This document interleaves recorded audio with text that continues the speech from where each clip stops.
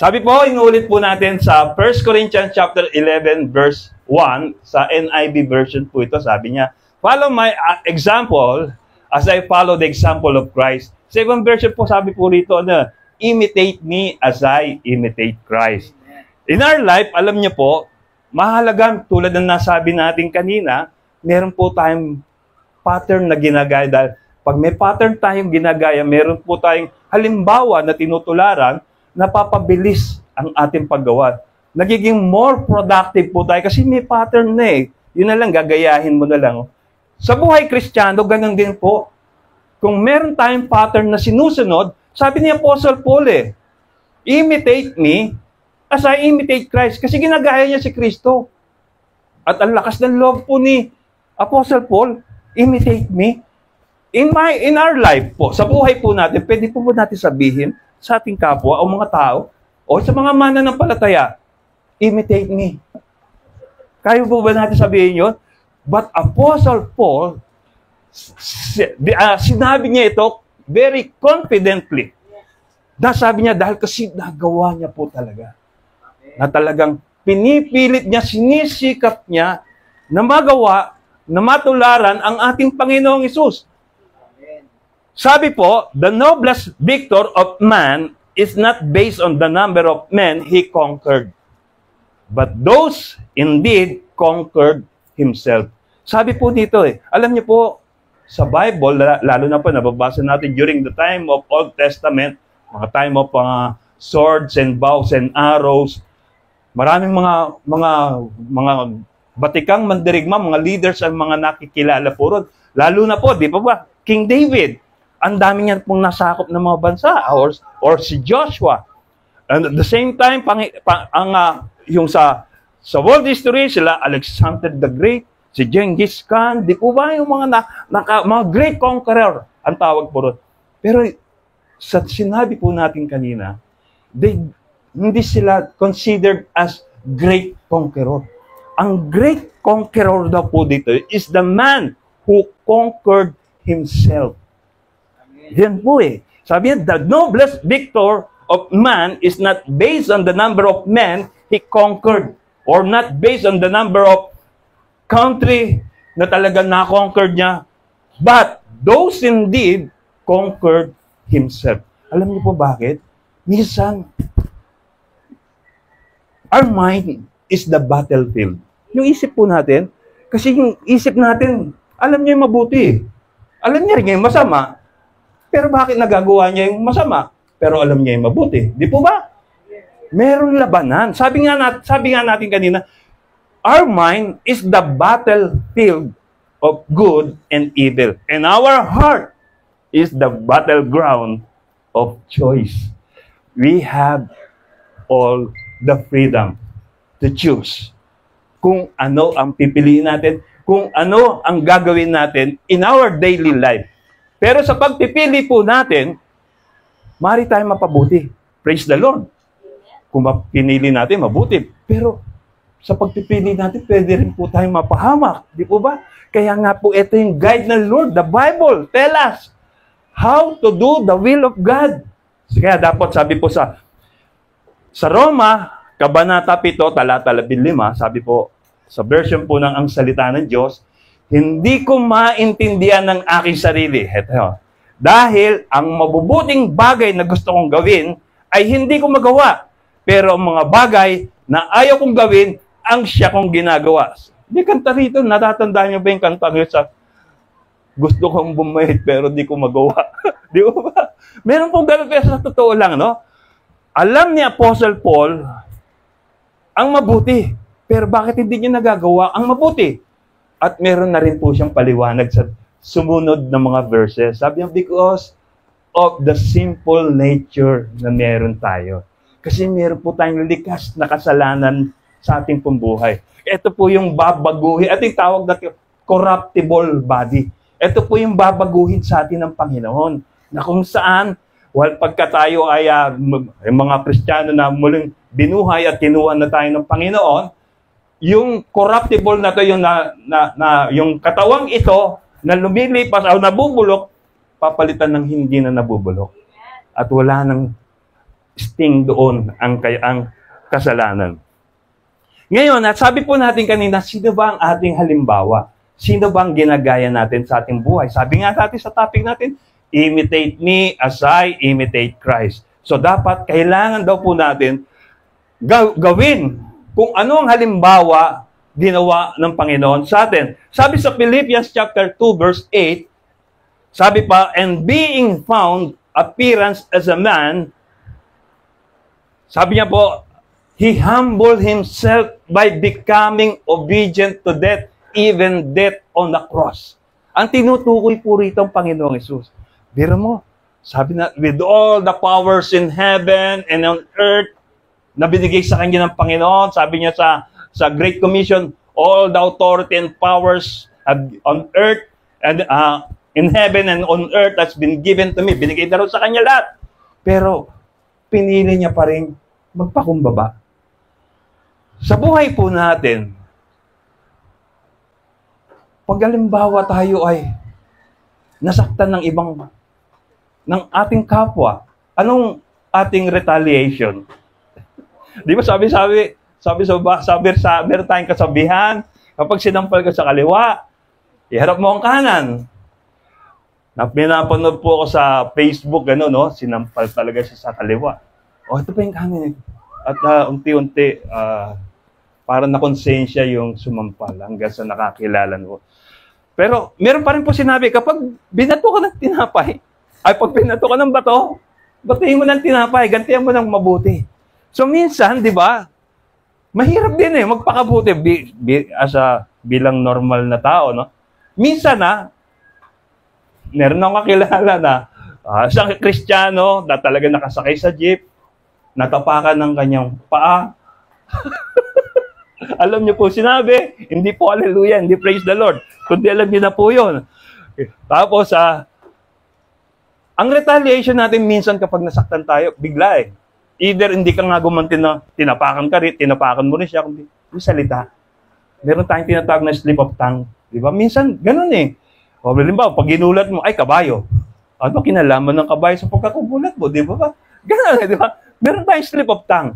Pero sabi, minsan, yung ating dulas ng ating dila, minsan dapat bantayin din natin. Dahil si Kristo, wala naman dulas ng dila ron di ba? Wala siyang dulas ng dila, kundi bawat sasabihin niya, merong direksyon. Merong patutunguhan. Sabi, now we know that humility is, at alam na po natin kung ano po humility. Sabi po natin, why we should demonstrate it consistently. We come to the hard part. What does it look like? Sabi niya, Paul tell us 3 things we should do. 3 bagay daw po ang tinuturo sa atin ni Apostle Paul sa Philippians chapter 2. Mamaya po tatalakayin po natin yan. But this time, allow me to define. Sabi po sa Bible, sa definition ng humility is the fear of the Lord. Sa Proverbs chapter 22 verse 4, sabi niya, sa Tagalog po, ang paggalang sa Panginoon at pagpapakumbaba ay magdudulot sa iyo ng mahabang buhay. At kayamanan at karangalan, hindi lang pala mahabang buhay, kundi kayamanan at karangalan. Meron halimbawa, alam po, no? Meron akong kakilala na talagang nasaktan siya at ang gusto niya ay gumanti. Siyempre, ang ginawa niya nung gumanti, nagtawag ngayon yung ginantihan niya, nagtawag ng marami at nabugbog siya at namatay.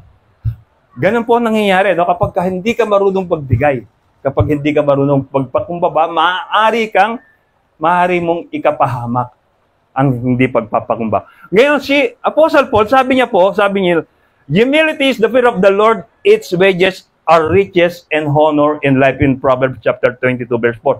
So, ito po yung patterns ni Apostle Paul sa kanyang pagpapakumbaba na dapat nating tularan. Sabi niya kasi ganitong ginawa niya kung paano niya tinularan si Kristo sa pagpapakumbaba. Sabi niya, Paul patterns of humility, number 1, regard others more important than yourself. Yan. Regard others more important than yourself. Don't be selfish or conceited. Meron po tayong follow-up verse po. Meron po tayong verse dyan, supporting verse dyan. And that is Philippians chapter 2 verse 3. Sabi, Do nothing out of selfish ambition. Being conceit, rather in humility, value others above yourself. Ituring daw po natin na mas mataas ang ating kapwa. Kasi minsan, di ba, ba't ako magpapakumbaba sa iyo? Mas edukado ako sa iyo. Mas mayaman ako sa iyo. Minsan, alam niyo po, yung mga taong, sabihin po natin may pagkakautang sa atin. Dahil alam po natin na may pagkakautang sa atin. Minsan, parang, hindi natin namamalayan, nadadarag na natin. Parang, na-abuse na rin po natin dahil siyempre may authority ka na dahil may pagkakautang siya sa iyo, no?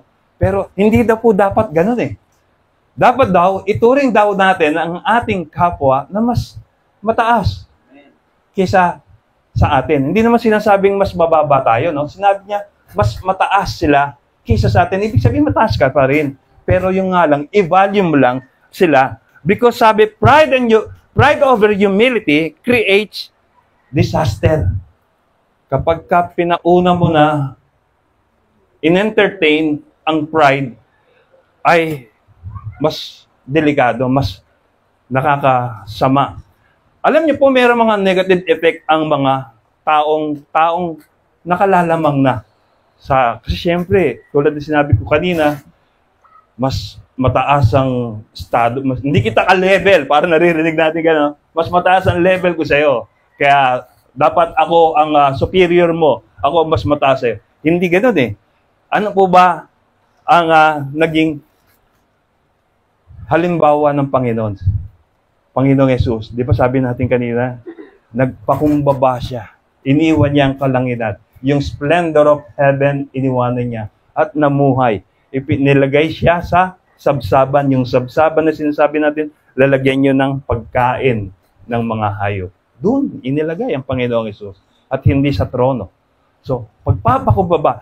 Sabi nga po natin, with all the power and authority in heaven and on earth, God, Jesus Christ chose to wash feet. Di ba? Yung kapaan natin. And He also washed one another feet.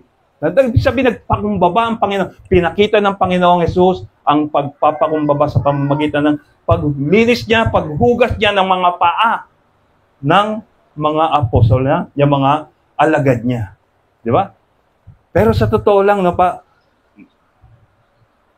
sa buhay natin, parang mahirap magpakumbaba Lalo na if you have pride in your life.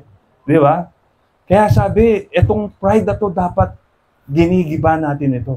Ang katapat dapat nito yung pagpapakumbaba.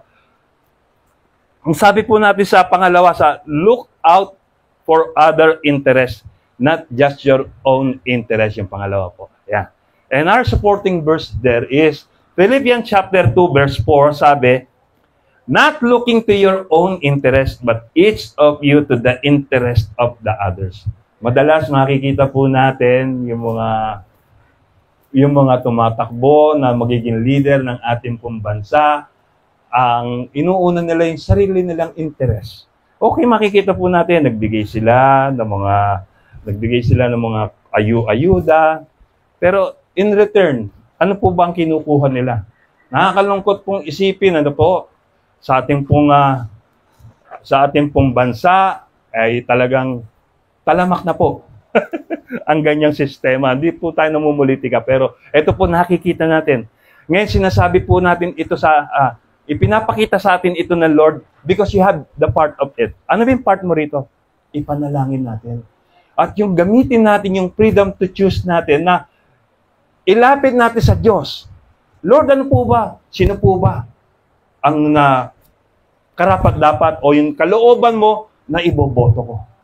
Ikaw po magpaisip po sa akin. Kaya tingnan niyo po nangyayari sa ating pong bansa. Kasi sa ating pong pagpipili, hindi natin naipapanalangin, hindi natin naidudulog sa Panginoon kung ano ang kalooban ng Diyos. Di ba sabi niya sa Lord's Prayer, let your will be done on earth as it is in heaven. And even Jesus Christ Himself, when He prayed on Gethsemane, sabi niya sa prayer niya, may this cup of suffering be taken away from me. But yet, not as I will, but your will be done. Ang prayer po ng Panginoong Hesus yun sa ating pong Ama. So ano po nangyari? Yung cup of suffering, pagbalik niya, nandun pa rin. Hindi inalis. Bakit? Kasi nakatalaga na po yun eh. Para talagang titiisin niya lahat yun, gagampanan niya lahat yun. Sa buhay po natin, no? Sa buhay po natin, kaya po ba nating ialay sarili natin for the sake of others para sila po ay maligtas? Pero ang Panginoong Hesus, ginawa niya po ito. Voluntarily. Tulad na sinabi ko po sa inyo kanina, iniwan niya ang splendor ng kalangitan. Doon pinupuri siya, pinaglilingkuran siya ng mga anghel, pero iniwan niya, namuhay siya sa piling natin. At sa piling po natin, hindi natin siya winelcome. Pinahirapan pa natin eh. Sinisiraan pa po natin, di po ba? He came to His own, but His own rejected Him. Di ba? Even yung mga kapatid niya, hindi siya tinatanggap. Yung mga kapatid niya, di ba gusto mo maging sikat? Sabi ng kapatid niya si James sa kanya, oh, di ba gusto mo maging sikat? Punta ka sa Galilee. Doon ka magpakita. And Jesus Christ said, it is not yet my time. Di ba? Ang sinasabi ko po dito, ang ating pong buhay, kabalikat po doon, sabi po, di ba, ano daw po ang halagang utos? Jesus Christ said, love the Lord with your God with all your heart, with all your soul, with all your mind. Ibig sabihin, with all your being, you should love God. And the next is, love your neighbor as much as you love yourself. Gaano mo ba kamahal ang sarili mo? Yung sarili mo, pag lagi mo nililinis, lagi mo nililiguan, ayaw mong nasasaktan, ayaw mong nahihirapan. Dapat ganun din ang gagawin mo sa iyong kapwa. Ganon. And number 3 sabi, be blameless and innocent. Don't dispute or grumble. Number 3. Para po maging Christ-like image po natin in humility. Be blameless and innocent. Don't dispute or grumble. Sabi po sa supporting verse po natin sa Philippians chapter 2, verse 15, sabi po, so that you may become blameless and pure, children of God without fault, in a warped and crooked generation. Then you will shine among them like stars in the skies. Magiging liwanag daw tayo sa kanila. Makikita nila. Alam niyo po, ang mga hindi mananampalataya, hindi nagbabasa ng Bible yan. Alam niyo po kung sino binabasa nila? Tayo. Tayo yung open book sa kanila. Kung ano ang buhay natin bilang Kristiyano, nakikita po nila yan. Ngayon kung ikaw ay hindi mabuting halimbawa bilang Kristiyano, paano mo sila mapapaniwala na sila ay magbago rin at makipagkaisa kay Kristo kung hindi nakikita sa iyo ang pagiging mabuting halimbawa, di ba? Kaya tayo po mga kapatid, ang binabasa ng mga hindi mananampalataya. Kaya nga sabi, di ba, ang pinakamabisang sandata natin din para sa mga hindi sumasampalataya ay ang ating patotoo. Ang pagbabagong ginawa ng Diyos sa buhay natin. Binago na ba tayo ng Panginoon? Sabi niya, 2 Corinthians chapter 5, verse 17, ang sino mang nakipagkaisa kay Kristo ay siya ng bagong nilalang. Wala na ang dati niyang pagkatao, siya ay bago na. Sabi niya, sa mga taga-Pilipos, Tagalogin po natin, upang kayo'y maging mga ulirang anak ng Diyos, matuwid at walang kapintasan sa gitna ng mga taong mapanlinlang at mga masasama, sa gayon magsisilbi kayong ilaw sa kanila. Sabihin nga po natin, ilaw. Ilaw. Alam niyo po, sabi ni Jesus Christ, I am the light of the world. He who abides in me has the light. May ilaw po, tayo rin po'y ilaw. Pero anong kabuluhan ng ilaw kung walang liwanag? Di ba? Kailangan daw po tayo ay nagliliwanag. Kaya po sa buhay po natin, upang malantad yung mga tao sa kadiliman, tulad ng sinasabi ko rin po kanina, tayo po yung binabasa nila at tayo po yung ginagawa nilang halimbawa. Minsan, nandito po yung kapatid ko. Siya po kasi yung nauna sa amin, nakakilala sa Panginoon. Nung ako po ay, sabi niya po talaga, nung wala pa sa tamang pananampalataya, wala pa sa hulog, nakita ko po yung kapatid ko na nakakilala sa Panginoon at nagbago na po talaga siya. Sabi ko, ako po ay naging isa sa mga persecutor niya. Talagang gusto ko babalik ka rin sa dati. Dahil ayoko po yung kasi ako po yung paniniwala ko po dati, nakakagisnan ko na to, ipagpapatuloy ko na to kung ano yung tinuro sa atin ng magulang natin hanggang sa mga kamatayan ko na to. Susundin ko pa rin itong tradisyon na to. Pero, yung kapatid ko, may hiwalay eh. Sabi ko, kailangan maibalik uli. Kaya ang ginagawa ko po, bilhin mo ako sigarilyo, sindihan mo na rin. Pero alam, susunod siya, bilang kuya niya ako.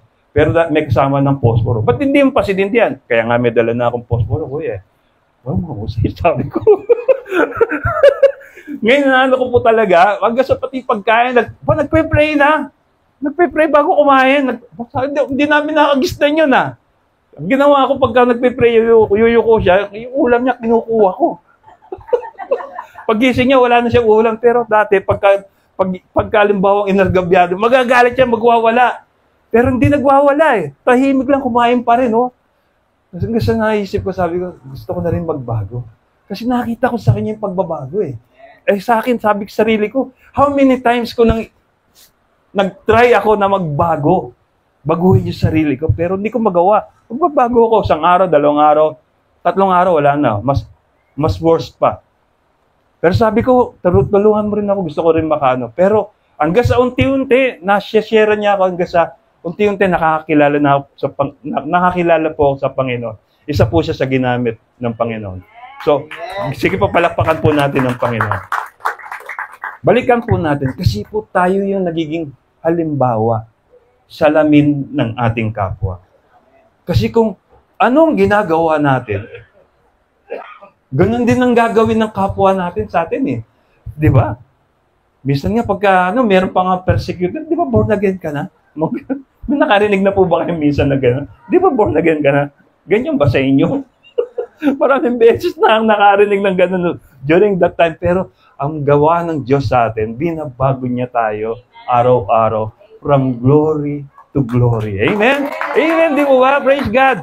Kaya nga po sabi ni Apostle Peter, sabi niya, Master, teacher, how many times do I forgive to those who sins against me? Sabi niya, is it 7 times? No, I didn't say 7 times, but 70 times 7 times. Sabi, ganon, karami. Eh, minsan nga, magkamali lang na isang mali ang kapwa mo, parang hirap na magpatawad eh. 70 times 7 times pa? Di ba? Minsan nga, yung kasalanan na nagawa sa'yo, halos nakakamatayan pa nga ng tao eh, di ba? Ang hirap, pero 70 times 7 times pa? Mahirap yun. Pero sabi ng Lord, huwag kang titigil ng pagpapatawad sa mga nagkakasala sa iyo. Dahil ang Panginoon mismo, hindi tumitigil sa pagpapatawad sa mga kasalanan na gawa natin. Amen po ba? Amen! Ang Diyos natin, He is a God of second chance. Amen? Lagi kanyang patatawarin. Sabi niya sa 1 John 1:9, if you confess your sin, He is faithful and just to forgive you. Diba? Ganun kabuti ang Diyos eh. Ang lahat na lumalapit sa Kanya, hindi niya tinataboy. Wide open arms, tinatanggap niya lahat na lumalapit. Yun ang gusto ko. Yun ang role ng Panginoon Jesus. Kung ba't siya bumaba from heaven to earth. Yun ang role niya upang ilapit muli tayo sa Diyos. Dahil nawalay tayo sa Diyos, pinaghiwalay tayo ng kasalanan. At yung kasalanan ito ang kailangan mawala sa atin sa papanong paraan. Uhugasan niya tayo by His own blood. Di ba? Ganun eh. Kaya ba natin ibigay yung dugo natin o yung buhay natin sa ating kapwa? Hindi eh. Pero ginawa na ng Panginoon para sa atin at para sa lahat.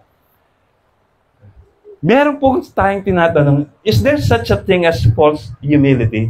Meron po tayong sinasabi, ay, false humility na yung ginagawa mo. Alam mo nang binubugbog ka na, hindi mo pa hiwalayan ng asawa mo, sinasaktan ka na. Womanizer pa yung asawa mo, di pa iniwala yan. False humility yan, sabi. Alam niyo po tayo, tulad ng nasabi natin kanina, how many times na patatawarin natin yung ating kapwa? Is it 7 times? Hindi. Lahat ng mga taong sa atin ay nagkakasala at humihingi ng tawad. Pag hindi mo pinatawad, kasalanan mo na yun. Pero yung ginawa niyang part, absuelto na siya. Forgiven na siya ng Lord. Di ba? So, ganun di ba? Kapag ka sa puso natin, punong-puno pa ng galit, resentment, and grudges, pinapahirapan lamang natin ang sarili natin. Pinanganak ka para maging masaya. Amen? Ngayon, paano ka magiging masaya kung marami kang mga basura sa puso at isipan mong sama na loob, hinanakit at galit? Di ba? Ikinukulong mo lang ang iyong sarili sa kalungkutan at pagkabilanggo. Pero tinawag tayo ng Lord para maging malaya. Sabi natin kanina, no? With all the powers in heaven and on earth, Jesus chose to wash our feet. Nagpakumbaba siya. He chose to serve even you. Sabi mo nga sa iyong katabi, He chose to serve even you. Diba? Pinili ng Panginoong Hesus na maglingkod kaysa paglingkuran siya. At kabilang tayo sa pinaglingkuran ng Panginoong Hesus. Hindi siya nagsasawa. Minsan, sabi natin kanina, bakit nagkakaroon tayo ng mga minsan, kaya hindi natin ma-practice yung humility, yung pagpapakumbaba, because madali tayong hurting tayo kaagad Madali tayong madali tayong ma-offend, masaktan. At the same time, kinikip natin yung sama. Tinatago natin hanggang sa naiipon yung sama na loob, yung galit. May paggagawa lang po ako sa inyo. Subukan nyo mag-inhale. Inhale po uli. Inhale po uli. Inhale po uli. Di po ba? Kinakailangan mag-exhale. Di po ba? Huwag natin tago yung sama ng loob natin, galit natin, hinanakit. Sabihin po natin, confess. Kaya may sharing po tayo di ba?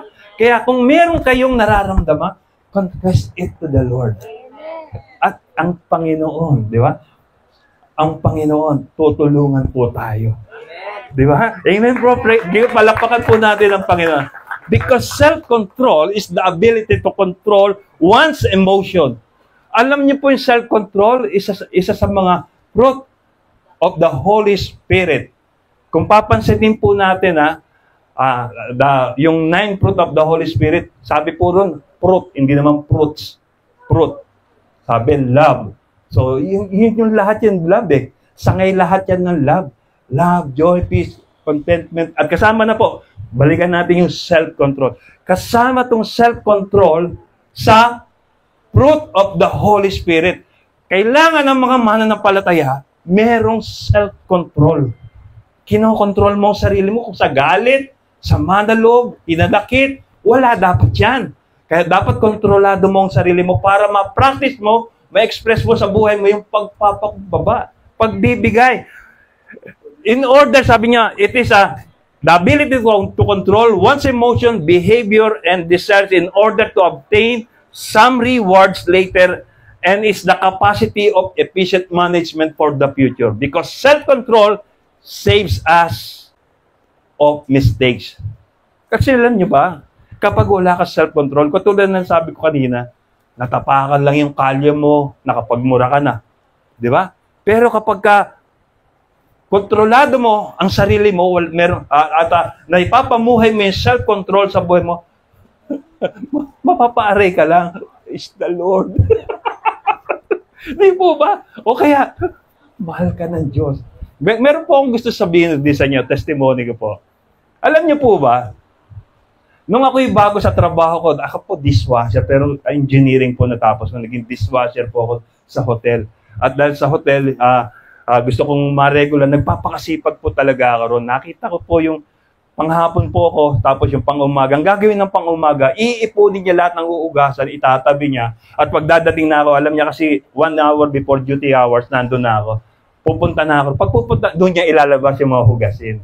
Ang dami. At alam, may problema pa, barado pa yung lababo ko, lilinisin ko pag... May inuto sa akin yung isang kusinero doon na talagang lakas mang asar sa akin, lagi niya akong pinipersecute. Sabi niya, Brad, ugasan mo nga yung mga kaldero ko. Sabi ko, Chef, sandali lang po dahil ayusin ko lang to, pero gagawin ko rin po agad. Alam niyo po, dahil sa parang ginawa niya, kinalat niya lahat yung mga marurumi sa daanan po. Talagang halos di na makadaan yung mga kapwa ko manggagawa doon. Talagang nakaharang lahat. Ang dumi-dumi. Darating pa yung supervisor ko. Alam niyo po, ginawa ko, galit na galit po talaga ako. Sinugod ko yung tao. Pero pagkasugod ko sa tao, talagang yung talagang gusto kong burahin, talagang gusto kong undayan na. Alam niyo pa, sabi ko, mahal ka ng Diyos. Sabi ko po ganun. Praise God, alam niyo po, hindi ko po inaasahan po yon. Nasabi ko, mahal ka ng Diyos. Sabi ko, tapos nagulat din po ako, labot tumalikod na po ako. Pag talikod ko, inayos ko po yung gamit ko. Pag balik ko po, inayos niya rin yung gamit niya, yung kinalat niya, di ba? Very powerful po yung salitang mahal ka ng Diyos. Very powerful. Nasubukan ko na po yan. At yan pong salitang yan, itinuro rin po sa akin ng kapatid ko. Dahil minsan, dinidisciple niya ako na nagtatraks. Sama ka kuya, trucks distribution tayo. Nagtatraks kami. Nagbibigay. Merong pilosopo na binigyan ko na talagang parang na-offend ako. Sabi, nakita ko ng kuya na yung kapatid si Roland. Sabi niya, kuya, pagka ganyan, sabi mo lang, mahal ka ng Diyos. Very effective po, totoo po talaga. Very powerful yung salitang mahal ka ng Diyos. Mahal tayo ng Diyos, amen po ba? Amen! Very powerful po, napakabuti po talaga. Kaya sabi po natin, because self-control saves us from all mistakes. Kapag hindi ka marunong magpigil sa sarili mo, meron tayong tinatawag na slip of tongue, makakapagmura ka pa nga minsan o kaya makapagsasalita ng very hurting sa salita, o kaya masisigawan mo pa yung kapwa mo kapag ganun pag hindi ka marunong magpigil ng iyong sarili, di ba? Kaya it will lead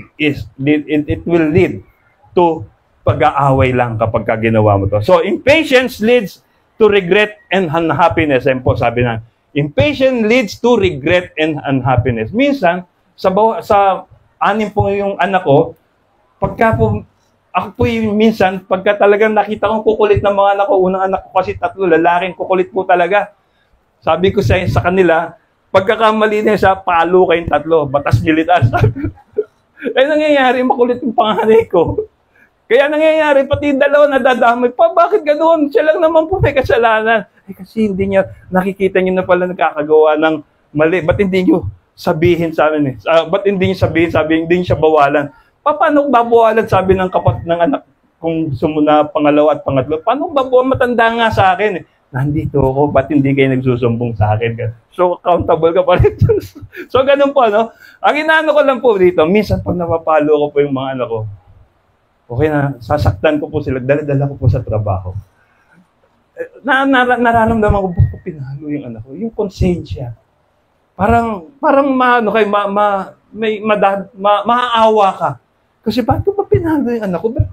Ganun lang naman ang ang baba lang naman ang grade niya. At the same time, pasaway lang naman Maayos pa rin. Kasi yun po yung dala-dala ko po sa trabaho ko. Kaya ang ginagawa ko na lamang po pagdating ng nung time na yun, kapag nagkakamali pa uli, napag-uusapan na lang namin hanggang sa, pero kasi biblical naman po, di po ba? Ang Diyos nga po, namamahalo rin di ba? At ako rin, napalo na rin ng Diyos.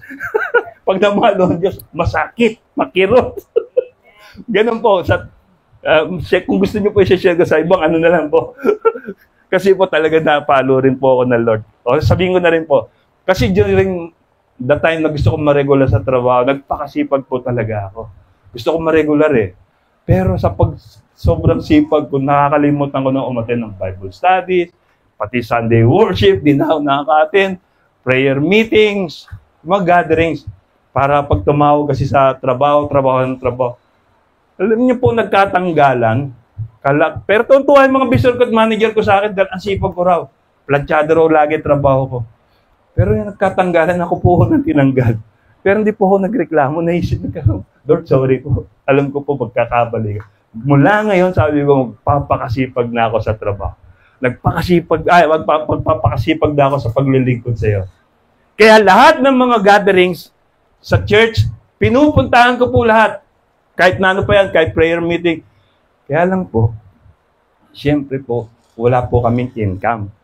Ano nangyari minsan, blessed na blessed ako doon sa men's fellowship po namin nung gabi, kung nakauwi ako mga 10 o'clock. Pag uwi ko, nakita ko, misis ko po, inuugoy niya yung pangalawang anak. At sabi ko, "Uy, gising ka pa?" Sabi ko sa kanya, "Gabi na. Kumain ka na ba?" "Wala tayong pagkain," sabi niya.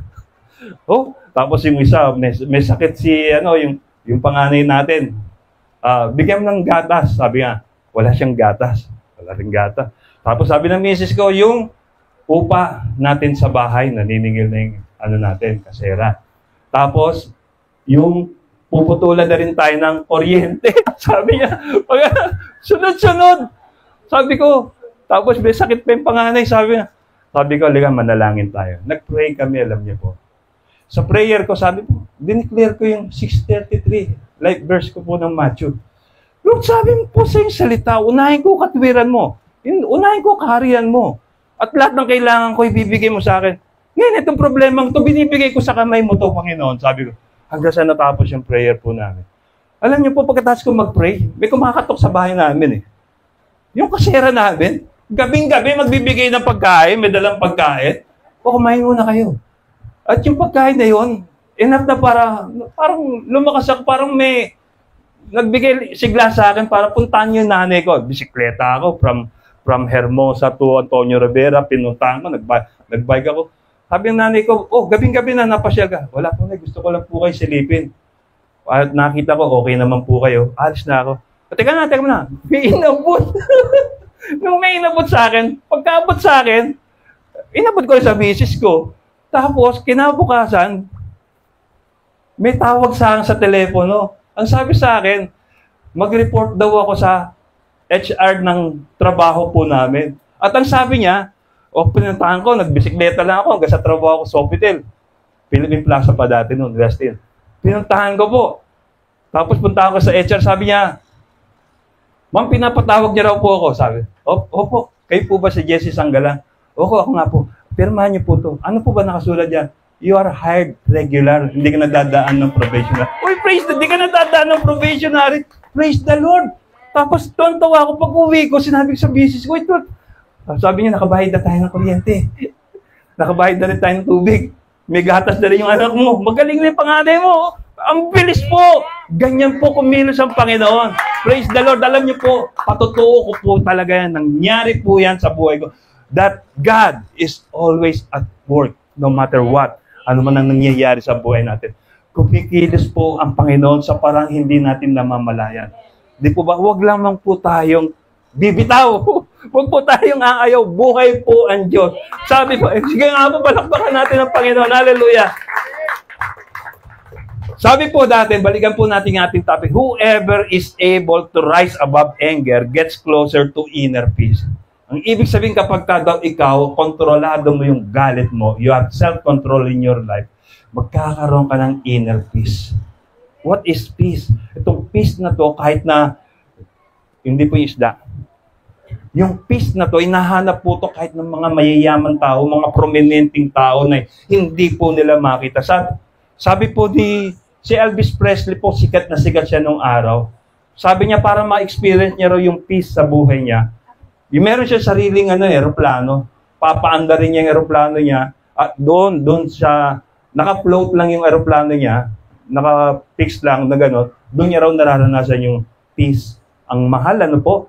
Pero yung the peace that passeth understanding na binibigay ng Panginoon, di ba libre niya binibigay? Amen? Palakpakan po natin ng Panginoon. Hallelujah! To enjoy freedom, we have to control ourselves.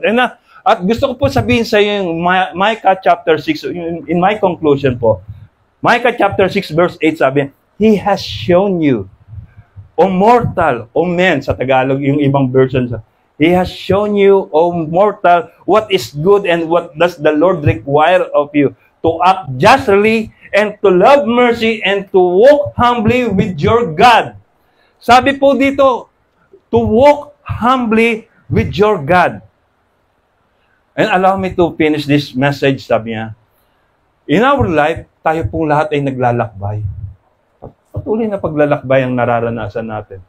Minsan, sa paglalakbay natin, makakaranas tayo ng mga iba't ibang mga sufferings, pagsubok, persecution, but all of these things designed for us to be a better person para lalo po tayong tumibay sa pananampalataya. We cannot control the wind, but we can adjust our sails to reach our destination. Hindi natin makokontrol yung lakas ng hangin sa ating paglalakbay, pero yung layag natin, pwede natin i-adjust. Amen po ba? Mari po ba tayong lahat ay tumayo? Hallelujah. Hallelujah. Hallelujah. Panginoong Diyos, kami po ay nagpapasalamat sa iyo sa mensaheng ibinahagi mo po sa amin. Minsan, Lord, napakahirap magpakumbaba. Minsan, Lord, ang aming kapwa, kapag kami ay nagpapakumbaba, pinipilit po namin na tularan ka, O Diyos, ay lalo po kaming hinihila pababa, Lord. But the thing is, you are true to your words, O God.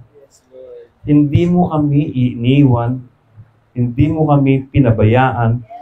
Every time, Panginoon, na kami ay tatawag sa iyo, nandiyan ka nakikinig, O Lord. Lord, ang mga anak mo naririto, Lord, dumudulog po sa iyo. Hindi ko po alam kung ano nararamdaman nila. Nararanasan nila ngayon, Lord, hindi ko po alam. But you know all these things, Lord. Dahil lahat ng bagay, hayag at lantad sa iyong paningin, O Lord. Lord, ang iba sa amin, Panginoon, ay dinadagukan ng iba't ibang uri ng pagsubok, ng sakit, ng kalooban, ng hirap, ng saloobin, O Lord. But yet, Lord, ang utos mo po sa amin, magpakumbaba tuwing Lord. Sapagkat, ikaw na rin na nagsabi, mapalad ang mga nagpapakumbaba sapagkat ikaw, itinataas mo po ang mga taong ito. Lord, help us to be an imitator of you, Lord God. Alam po namin, hindi namin kaya ito sa aming sariling kapasidad, but we entrust it to you. Ipinagkakatiwala namin ang buhay namin sa iyo, Diyos. Sapagkat, kontrolado mo lahat, katulad po, Panginoon, ng aking patotoo, Lord. Pinatunayan mo po sa akin that you are really a God who is able to listen, Panginoon, na nakakarinig ng bawat pagsamo ng iyong mga anak, O Diyos. Idinadalangin po namin sa mga sandaling ito ang buhay ng bawat isa, Lord. Continue, Lord, na gamitin mo ang buhay ng bawat isa na maging mabuting patotoo sa mga tao upang sila rin naman po, Panginoon, ay sumampalataya. Makita kanila, Panginoon, sa kanilang mga buhay, sa aming mga buhay, Lord. Maraming pong salamat, O Diyos. Let the completeness of the message, Panginoon, ay mapa sa buhay ng bawat isa. I-bless mo po ang mensaheng ito sa buhay ng bawat isa. Patuloy mo pa pong pagyamanin, Lord. Once again, Lord, sa bawat sandali na kami tumawag sa iyo, Lord, alam po namin nariyan ka at nakikinig. Dinggin mo, tuwina ang aming panalangin, Ama. Sa pangalan po ni Jesus, ito po ang aming nagkakaisang panalangin. And everybody say, Amen, Amen.